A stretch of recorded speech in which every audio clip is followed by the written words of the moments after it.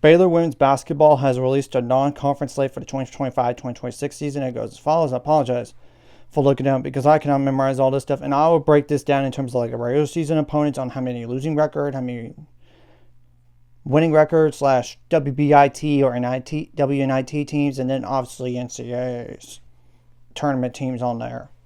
And we do not know the conference games in terms of like the times and the days or anything like that, because that has not been released up to this point. We already know who's going to be at home, who's going to be on the road, and who's those few that we're going to get play home and away with. So there is an exhibition game against West Texas A&M October 25th at Foster Pavilion, Waco, at home at 4 p.m. Central Time. Then first game of the regular season, you're going to get to play Duke November 3rd, 11 a.m. Central Time on ESPN. Then at home, you're going to get to play at home against Lindenwood November 9th. Some of these games we already know the times. Some of them we don't. Then you got to go on the road to UNLV, and that's a UNLV team that pushed us last year. Remember that.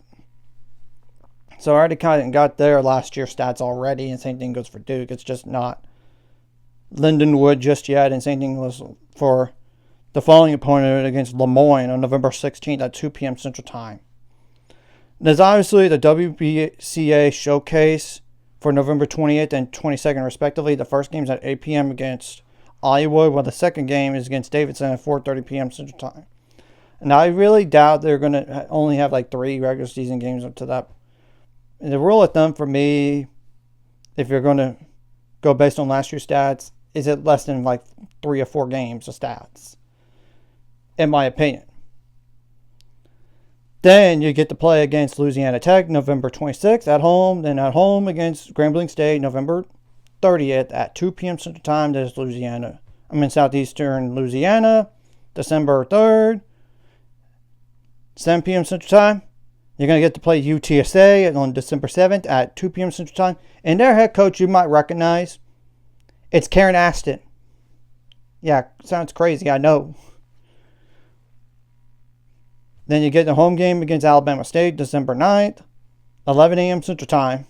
Then you get to play Texas, part of the Sprouts Farmers Market ESPNW Invitational in Dickies Arena in Fort Worth, Texas, December 14th at noon Central Time on ABC. And there's the last non-conference game, December 18th, against Southern at 7 p.m. Central Time.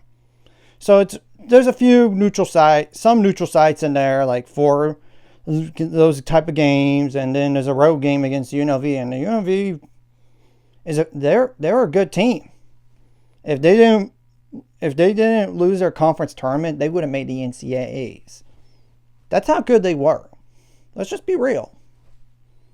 Now I'll break this down, and I'm going to just say this up front in terms of the non-conference slate. Not a lot of losing record teams on there. Lemoyne 7-24 last year, and Alabama State 6-24. That's the only 2. There's obviously Grambling State that were 15-15 last year, but no postseason. And there's UTSA 26-5 last year, WBIT first round. Louisiana Tech 18-16 last year, WNIT grade 8, eyes on like the Elite 8 of the WNIT. And there's Lindenwood 23-11 last year, WNIT Super 16, as in like Sweet 16. There's Southeastern Louisiana 26-6 overall, WBIT first round. Then there's UNLV 26-8 last year, WBIT second round. There's Davidson 19-14 last year, WBIT first round. And the rest of the non-conference NCAA tournament teams, to say the least. And the first one off the jump, just go right ahead and mention, is Texas, 35-4 overall, Final 14 team. And there's Duke 28-8 overall. They were Elite 8 team. They were right there with South Carolina. And what's crazy is after South Carolina beat Duke, they played Texas again. So, and there's obviously Iowa that was 23-11 last year, around at 32. And then the last one is Southern, 21-15 last year, around at 64. And they actually won an NCAA tournament game. They were not large. a 16 versus 16 matchup. And they played again, and it's just a different 16 seed, and they won that game. So it does help prepare for the conference slate, to say the least, in terms of like the neutral site games against those teams, and even on the road against UNLV. It does help to go on the road somewhere for down the line. I do think the non-conference will help, like for the TCU, which we're going to get to play twice. Kansas State's going to be on the road, but we're only going to get to play them once, and I don't know how good they're going to be. They lost so much to the transfer portal anyway, / graduation. West Virginia was a good team last year, and they might take another step forward this year. They were around 32 last year. There's Oklahoma State, around 64. They beat us pretty bad at home, but we got them the next time in overtime. In the Big 12 tournament in Utah, around 64 last year. They did lose Gianna Neekins, but they do have some players returning, and they got a few transfers, so we'll have to wait and see. And same thing goes for Iowa State. That was around a 64 team last year, and they got overhyped. And guess what? They didn't live up to those expectations. Whether or not they're going to live it up again, because supposedly one person has them like in the top 20 again. It's like in a way too early. It's like, I wouldn't do that right now. I get what they have back and what they got through the transfer portal, but they didn't live up to expectations last year.